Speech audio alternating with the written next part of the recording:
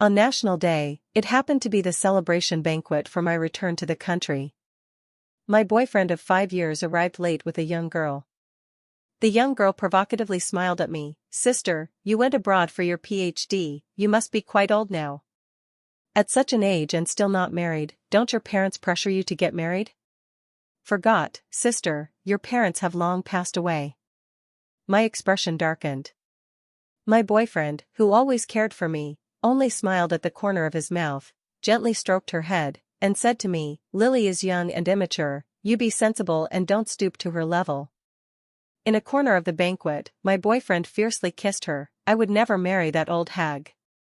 Little demon, don't even think about marrying someone else." Later, I left him as he wished and married someone else. But he rushed abroad for a few sleepless days to snatch me back, kneeling on one knee with bloodshot eyes. Don't marry him." At the celebration banquet, my boyfriend Aaron texted saying he might be a little late. My friends teased, "Aaron might be preparing a gift for you. Look at that diamond ring from your engagement, Aaron really knows how to spend on you." I wore a smile on my face, only thinking about how I would throw myself into his arms when we met. During the 3 years of long distance while studying abroad, I missed him so much I was almost going crazy. 2 hours later, as the celebration banquet was about to end, Aaron finally arrived late. But there was a young girl by his side. My steps toward him came to a sudden halt. Because I saw that the engagement ring that originally belonged to me was now on the little girl's hand. My friends widened their eyes and whispered to Aaron, "Are you crazy? Why did you bring her here?" Aaron seemed a bit indifferent. "What's the big deal? If Lily wants to come, then I brought her." Noticing my gaze fixed on the ring, Aaron showed a flicker of panic, then casually explained, "You don't need that ring at home, so I just let Lily wear it for a while." "Sophie, you definitely won't mind, right?" I was stunned. That ring, if anyone else even touched it, he would fly into a rage. Now, looking at the boyfriend in front of me, I suddenly felt very unfamiliar. He used to be considerate and meticulous, never speaking to me like this. Lily glanced at me, provocatively threw the ring on the ground, "A ring worn by an old woman, I don't want it." The ring bounced several times on the ground and finally landed in the fire. Aaron didn't even look at the ring, quickly put her hand into his palm, and nervously said, "How is it? Is your hand hurt?" I instinctively bent down to pick it up. It seemed like Aaron's words during his proposal echoed in my ears. "Sophie, I love you, I swear I will always love you until the seas dry up and the rocks crumble." Noticing the gazes of friends around me, I forced myself to stop the action. I didn't want to appear too embarrassed. My complexion was far from good. A friend glanced at me and quickly walked over to Lily. "How can you talk like that? Go apologize to Sophie right now." Lily was defiant, pouting. "She brought misfortune to her own parents, and I'm still afraid this ring will bring bad luck. This matter is a permanent pain in my heart." I couldn't imagine how Aaron turned the part of my past I least wanted to mention into a joke to tell his little lover. I couldn't bear it any longer, and raised my arm high, ready to strike. Aaron instinctively pulled her behind him. "What do you want to do?" Almost simultaneously, my friends instinctively went over to protect her. "Lily, she has a straightforward temper, don't take it personally." "Yeah, this kid means no harm, I know her." I stopped. What an ironic setup. At this moment, my closest friends and my lover all stood with her. And I stood on the opposite side of them. Just 3 years, and unknowingly, everything and everyone had changed. Aaron shouted at me harshly, "Have you made enough of a scene? Did she say something wrong? You're the one who brought misfortune to your own parents. Is that wrong? You went abroad once, living a glamorous and good life, and you've forgotten all these things." My eyes suddenly turned red. Aaron always knew where to hurt me the most. Yes, that's right. If I hadn't insisted on eating candy back then, my parents wouldn't have turned around. Naturally, they wouldn't have encountered a reckless truck driver. They wouldn't have had the accident. I spent 3 years abroad, enduring fear, loneliness, helplessness, and poverty. There was absolutely no good life to speak of. At the moment tears ran down my cheeks, I realized something. I still could cry. Realizing I had spoken harshly, Aaron instinctively wanted to come comfort me. But he was held back by Lily. The several pairs of eyes opposite me were all staring straight at my embarrassment. A familiar helplessness surged in, and I hurried to the restroom to compose myself. Actually, I should have noticed it long ago. We were chatting less and less, and the frequency of phone calls was decreasing. Often, there would be no more than 3 messages in the chat box within a week. I had already forgotten when the last time I video called him was. After I composed myself and was about to leave, I unexpectedly saw my boyfriend kissing Lily. Lily looked indifferent. "It's okay, you marry her then. If you dare to marry her, I'll just turn around and marry someone else." Aaron suddenly bit her lip fiercely and said, "I would never marry that yellow-faced hag. Little temptress, don't even think about marrying someone else." Unconsciously, the gathering dispersed. Friends left one after another. The urgent ringing sounded, and I mechanically pressed to answer. "Sophie. Why are you back in the country? Aren't you coming back?" Seeing that I was silent, the other side became even more emotional. "Answer me." I opened my mouth and painfully made a sound. "Going back. My lover, my friends, all already have Lily. No one here needs me anymore." Victor finally breathed a sigh of relief, belatedly realizing. "You cried? Where are you? I'll go back to the country to find you now. Wait for me." Just after hanging up the phone, Aaron's voice suddenly sounded behind me. He had a dark expression and asked me, "Are you talking to a man on the phone? Who is it? Do I know him?" I ignored him and kept walking forward. He suddenly grabbed me, his grip on my wrist painfully tight. He seemed unwilling to let go until he got an answer. I had no choice but to brush it off casually. "A colleague, asking me about handling some documents." Only then was he satisfied, pulling me to walk outside. "Let's go, Mom and Dad are waiting for us at home." Only then did I notice that Lily had also left here at some unknown time. My dad and Aaron's dad were old comrades. So after Dad passed away, I had been living at Aaron's house. Both emotionally and logically, I should go back and visit. Opening the front passenger door, a seat cushion with Lily's name on it. Letter stickers with Lily's name. And a butterfly knot neck pillow engraved with a big Princess Lily's seat. I hesitated for a long time, deciding whether to sit in the back seat. Aaron suddenly glanced at me sideways. "Don't sit here, Lily is petty and doesn't like others sitting there. Be generous."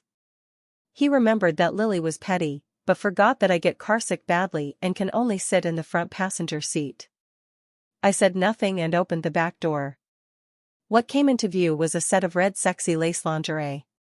During the 2 hours Aaron was late, I was eagerly and joyfully waiting. But they were sweating profusely in that small space. What a joke. After arriving home, Aaron's parents happily grabbed me. "You're back, finally back." After some catching up, Aaron's mom pulled me aside to look at the invitation cards. "Sophie, look, which of these designs do you like best? I've been choosing for a long time for your wedding." "Wedding?" I quickly declined. "Mom, Aaron interrupted me just in time, collapsing onto the sofa. "Mom, you two handle these little things. Sophie is still tired right now." I was a bit surprised. His tone, does that mean he plans to get married? Then what about Lily? Aaron's parents exchanged a glance and laughed out loud in unison. "You kid, you love your wife so much. You used to go abroad to see Sophie from time to time, but after marriage, you can see her every day." Aaron, unusually flustered, quickly changed the subject. I keenly sensed something was wrong and quickly contacted one of our friends. Man, can you check if Aaron has posted on Facebook in the past 3 years? In these 3 years, Aaron clearly never came even once. Man replied instantly. "No, why do you ask?" I still didn't quite believe it. I asked a few other friends, and they gave the same response. I almost believed it. Suddenly, I remembered I had another small account on my phone, registered by accident at the time. I logged into the small account again and opened Aaron's Facebook. A flood of posts poured in one after another. Every post was a selfie of him and Lily. It turned out he and Lily were traveling around the world. I suddenly felt dizzy and disoriented. In these 3 years, I had countless times mentioned wanting him to come find me. He always said he was busy during that period. After dragging it out for 3 years, I never saw him. But it turned out, he had time to travel around the world with Lily, yet no time to spend a few hours to come see me, even though I was in a neighboring country. When I received the admission notice, considering financial factors, I initially did not plan to go. But Aaron's family is not short of money, and Aaron's parents also wanted me to study abroad for a PhD. So they sent me the annual tuition and living expenses through Aaron. At first, I could be considered well provided for, but that only lasted a few months. After a few months, Aaron stopped sending the promised living expenses. I had to pay the tuition with the money I earned from part-time work. Because of poverty, I could only rent a dilapidated house. There were always a few grim-faced men loitering around the house. After class at night, they would leer at me with lecherous smiles as I went home. I was scared, so when I slept, I could only lock all the doors and windows, even adding several locks on one door, and then blocking it with a large wardrobe. Even so, there were still a few drunk people loudly banging on the door. I was extremely afraid to call Aaron. Aaron just said, "Baby, I'm very busy at work, hang in there, it will be better by dawn."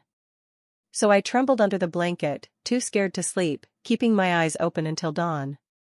I stubbornly scrolled to his Facebook from that day. Girls are just trouble, silly Lily, afraid of thunder, only dared to fall asleep after being comforted all night. Below are the messages from Man and other friends. Lily is timid, what's wrong with you being a big man and comforting her more? Exactly. Don't bully our Lily. Remember to block Sophie. So, everyone knew, but everyone kept it from me. During these 3 years when I was busy with my studies from dawn to dusk, hoping to graduate early and come back to see Aaron, Aaron turned all my friends into Lily's close friends, leaving me completely out of place with them. My face turned very ugly. Aaron's mother saw it and just thought I was tired. She told Aaron to take me home. I followed Aaron like a walking corpse to the garage, and the moment I saw the car, I was instantly shocked. What I saw inside is still vivid in my mind. I struggled hard to break free from him. Get lost. I don't want to ride in your car. Aaron frowned, took a deep breath, and patiently said, "Then how are you going to get home?" I ignored him and stumbled along, heading straight back. Step by step, I made my way home. It was already completely dark. Aaron drove with the headlights on, slowly following behind me. When Aaron found out I liked quiet, he specifically bought the house in the suburbs. I walked for a full 2 hours, and my feet were blistered. Back home, Aaron wore a sullen face. "What exactly are you making a fuss about? After going abroad, you've really become more and more spoiled." Who spoiled me? I struggled to survive for 3 years abroad. How could I possibly be spoiled?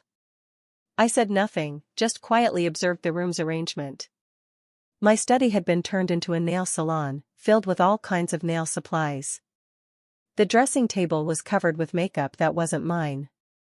Even the teacup in the bathroom was labeled with a cute sticker saying "Lily's use only."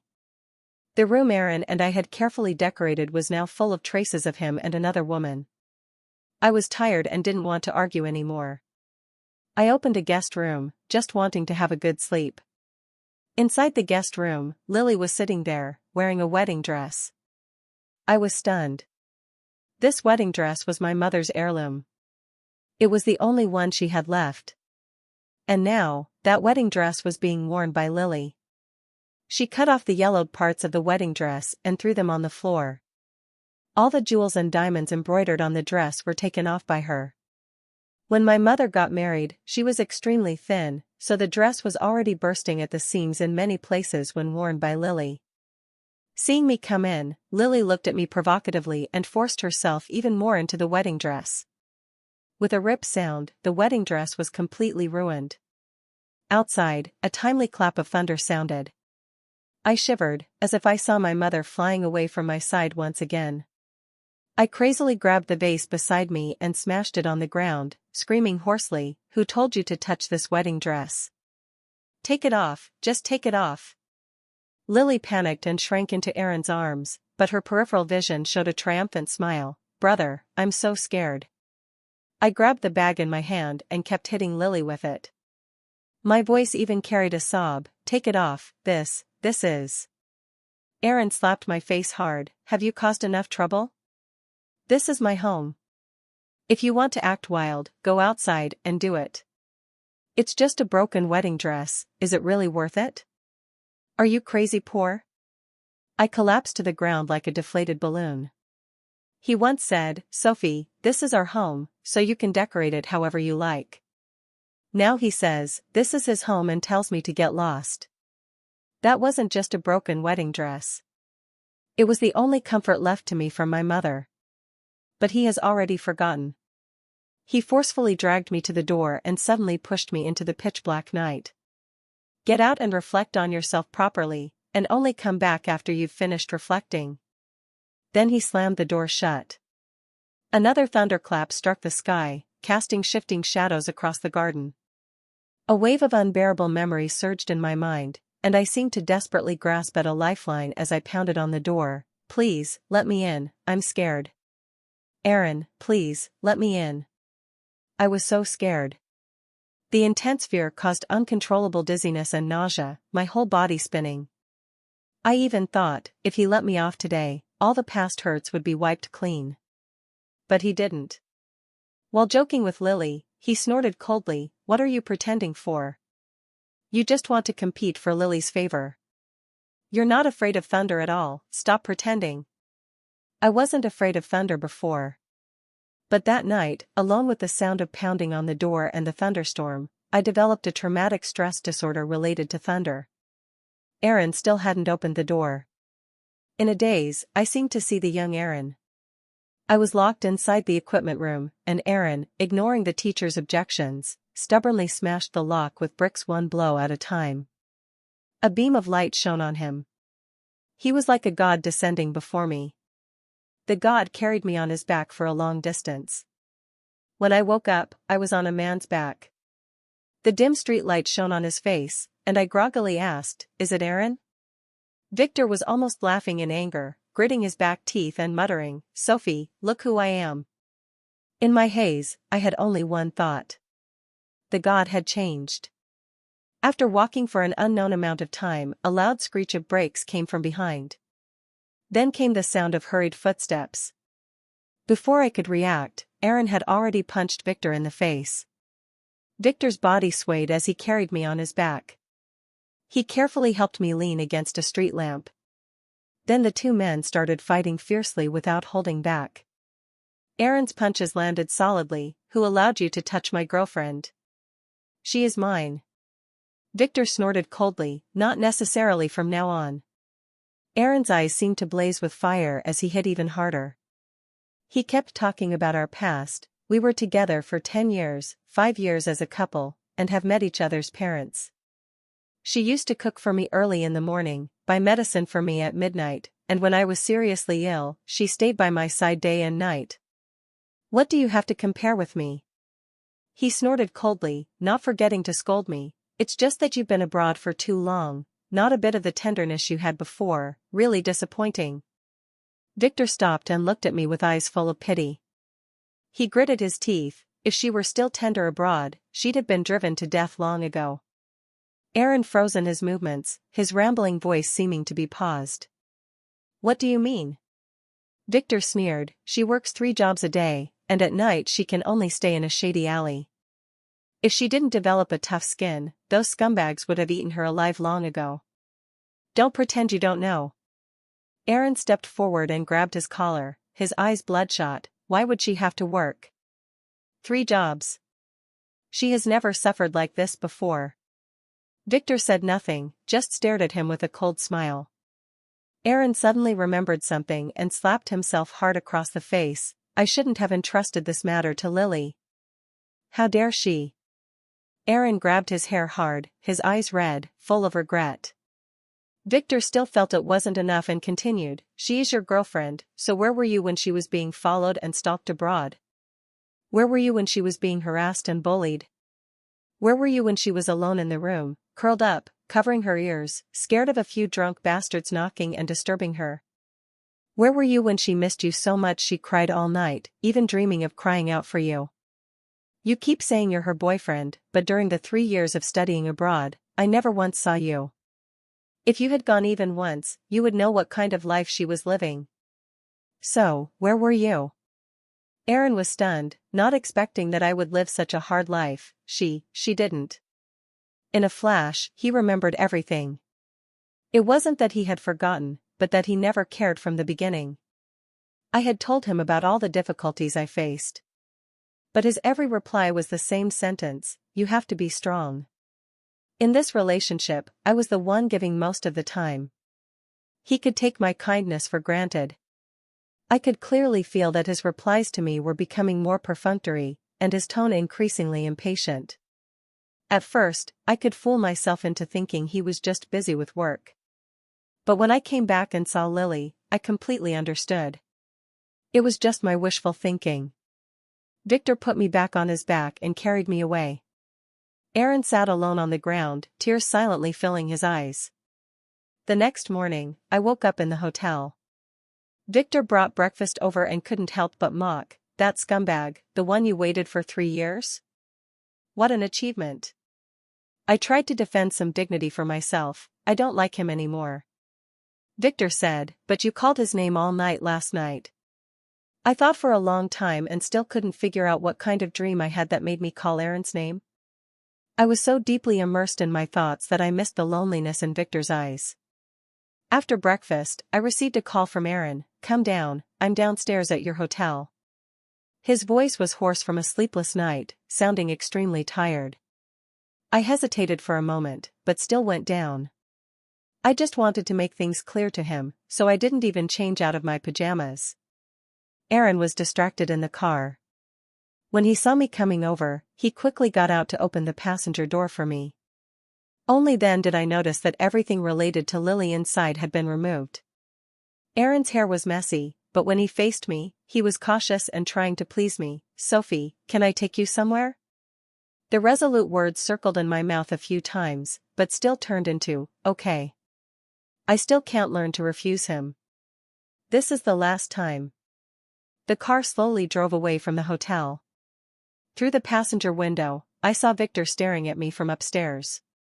For some reason, I felt a sense of unease.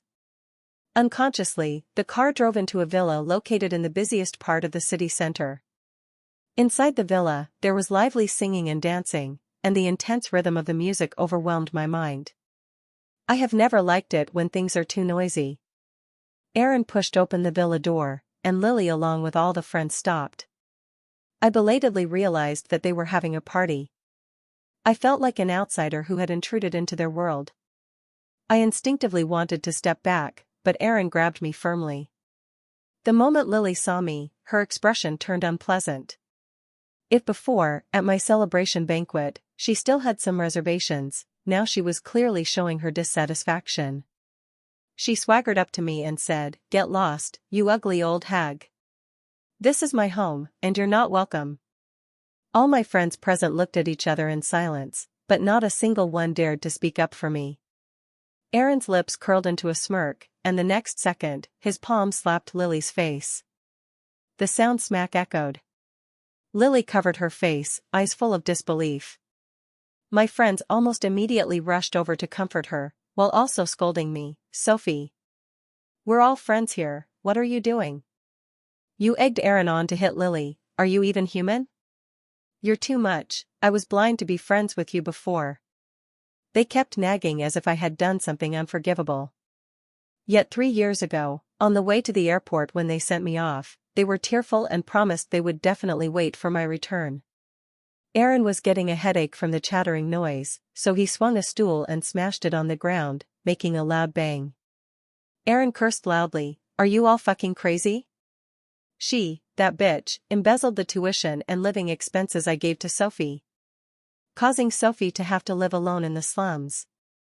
Lily was stunned, seemingly not expecting to be exposed, but still stubbornly said, "If you gave it to me, then it's mine." "Why should I give it to another woman?" one of the friends gasped. "Slums?" "Sophie, when I called you before, you said you were busy working. Turns out that wasn't an excuse?" They all thought that after I went abroad once, I would forget my old friends. So they kept using being busy as an excuse to refuse to answer calls. No one ever thought that I was really short of money. Coupled with Lily's instigation, they reasonably isolated me. They all froze, unable to help but want to comfort me. "Sophie, you've never suffered since childhood. How did you get through these 3 years?" Sorry, Sophie, you finally came back, and we still treated you like this." "Sophie, we misunderstood you." But I instinctively took a step back, putting distance between myself and them. Noticing my resistance, several of them instantly had tears welling up in their eyes. Thinking about what they had done to me since I came back, they wished they could slap themselves a few times. Aaron clenched his fists, half kneeling as he grabbed Lily by the collar. "You damn well refuse to repent, I'll beat you to death." I stopped Aaron. "Stop pretending." He was unwilling to admit that his negligence had made it difficult for me to get by in his country. So he shifted all the responsibility onto Lily, trying to make himself feel better this way. But actually, from the moment he let Lily, who didn't like me, take charge of this matter, it already showed that he didn't care about me. Making a mistress responsible for the girlfriend's living expenses is truly ridiculous. I was too lazy to watch Aaron's cowardly act of shirking responsibility. I took a taxi and left alone. Behind me was still Aaron's roaring at Lily, "Get out. Get the hell out. Don't let me see you again. Every time I see you, I'll hit you." When I returned to the hotel, Victor was already gone. I received a text from Victor on my phone, "I'm leaving, happy wedding." I was confused. I turned my head and saw the words looping on the display screen of the building opposite. "Congratulations Sophie and Aaron on your wedding on September 31st. It was a wedding arranged by Aaron's parents. I clenched my fists. There was no way I could marry him. With less than a month until September 31st, I had to hurry and get all the documents ready to move abroad. Aaron and his friends had been trying to see me, but I kept avoiding them. Calls from friends came one after another, but I kept hanging up on them. Then came their apology messages. "Sophie, we're sorry, we really misunderstood you. We shouldn't have sided with Lily, please forgive us. Sophie, we really didn't know Lily was that kind of person, we're sorry. Aaron knows me very well." Afraid that I would run away from the wedding, he specially asked his parents to bring me back home to live. Aaron's parents have raised me for more than 10 years, so naturally, I couldn't ignore this moral coercion. So I obediently returned to Aaron's parents' house, but there was no longer any love for Aaron in my eyes.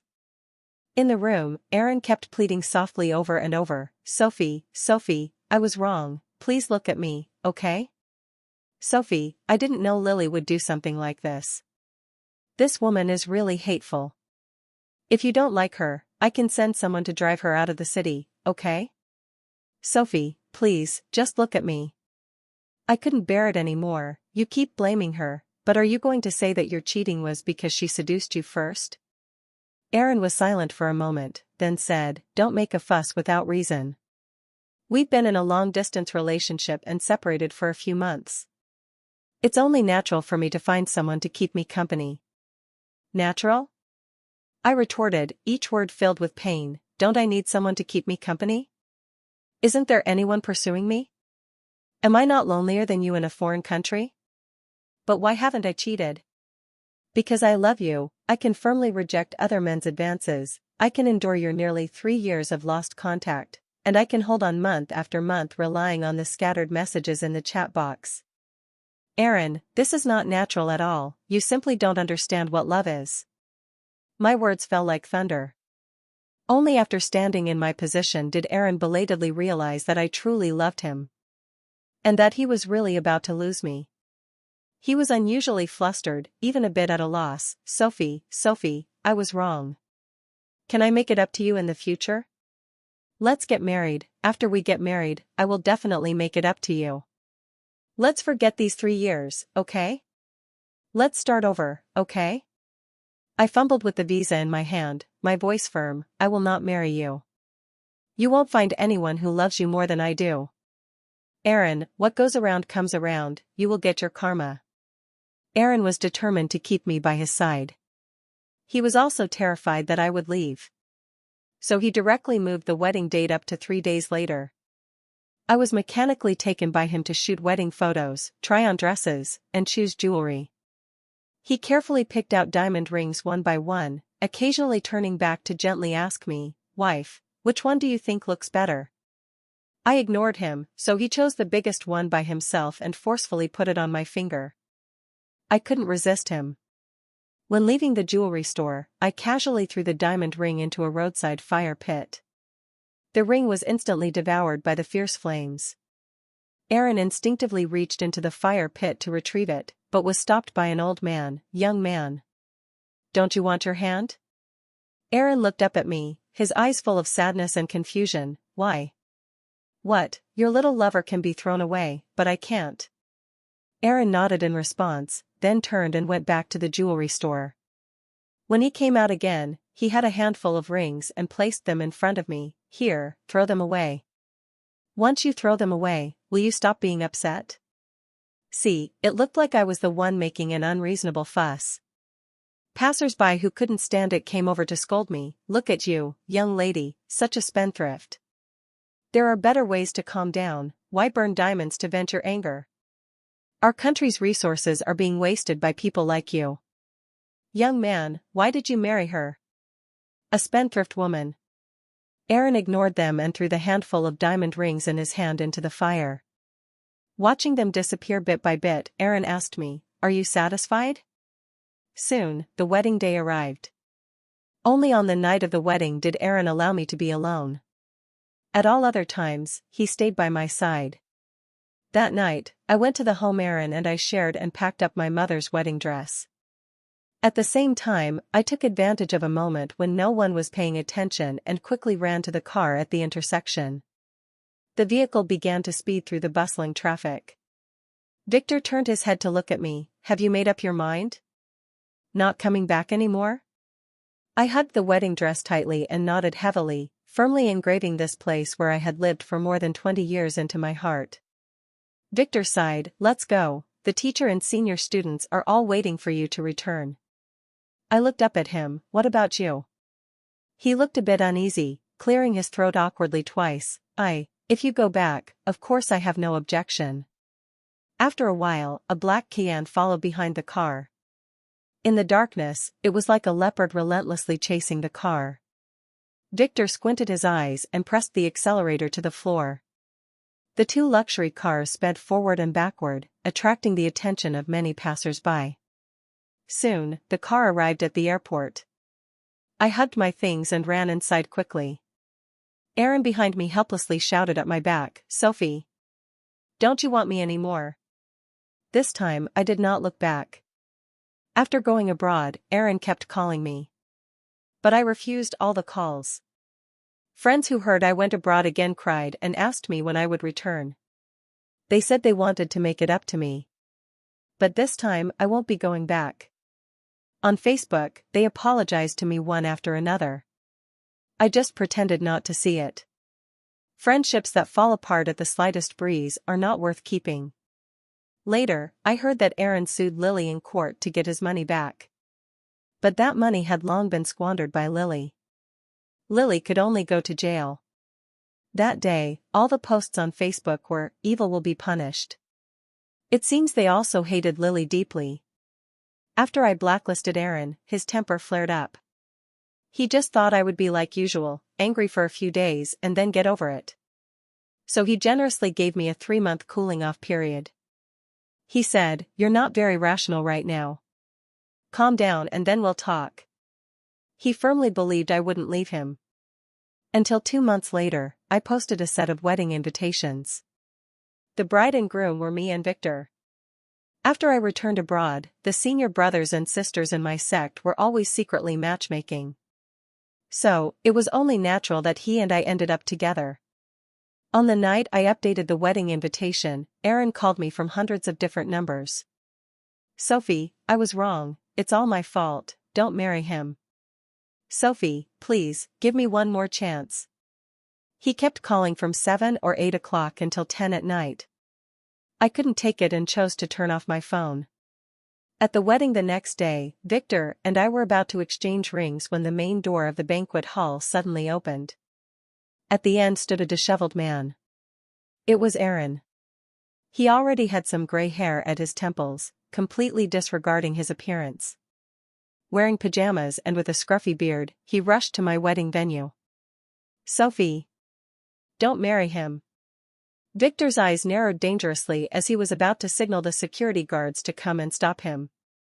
At the same time, his other hand firmly locked around my waist, as if afraid I would run away. Aaron came running over. Seeing the wedding dress I was wearing, he looked full of disdain. "Sophie, this man won't give you happiness. He wouldn't even bother to buy you a decent wedding dress. Sophie, give me one more chance. I swear, I will never let you down again." I lowered my eyes to look at the wedding dress I was wearing. It was the one that Lily had ruined. Victor stayed up for several nights because of this dress, hiring countless technicians to repair it.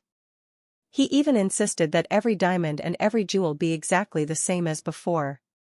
But Aaron wouldn't. I can even imagine what he would say: "It's just a wedding dress, just buy a new one. Don't be so fussy." The security guard had already started walking towards him, and I shook my head to signal them to leave. "Aaron and I, today there should be a conclusion." I took a deep breath and slowly looked at Aaron, saying seriously, "This is the only thing my mother left me, do you remember?" His nagging suddenly stopped, and his face was full of astonishment. I smiled at him, the smile full of relief. "I once told you, this is a relic my mom left me. But you didn't care, and even allowed Lily to destroy it. I'm allergic to mangoes, but every year on my birthday, you sent mango cakes that Lily likes. You got used to my kindness and never cared about my feelings. But today is the most important occasion in Victor's and my life. Can you think for me just this once?" Aaron staggered and almost lost his balance. He stumbled off the stage, his eyes full of unwillingness as he looked at me. Among the crowd, he watched helplessly as we went through the entire wedding. I don't know how much time passed, but by the time the guests had all left, Aaron was finally staggering and turning to leave. Where he had once stood, a large patch of cigarette butts was burning. Aaron's parents were very kind and did not question me about why I ran away from the wedding or why I married someone else. The elderly couple had come all the way abroad to see me. They took out the gift money in their hands, smiling as they patted my hand. "You child, we've watched you grow up since you were little. If you didn't marry Aaron, it's because you didn't fight hard enough. Consider this red envelope as our dowry for you. We have always regarded you as our own daughter." I was a bit touched. No matter how Aaron treated me, his parents always treated me very well. When they left, they looked at me reluctantly. Aaron, reeking of alcohol, boarded the plane back to his country. He was dizzy and confused but kept looking back at me, trying to engrave me in his heart. We both knew this might be the last time we see each other in this lifetime. After this farewell, with mountains high and roads far, we may never meet again.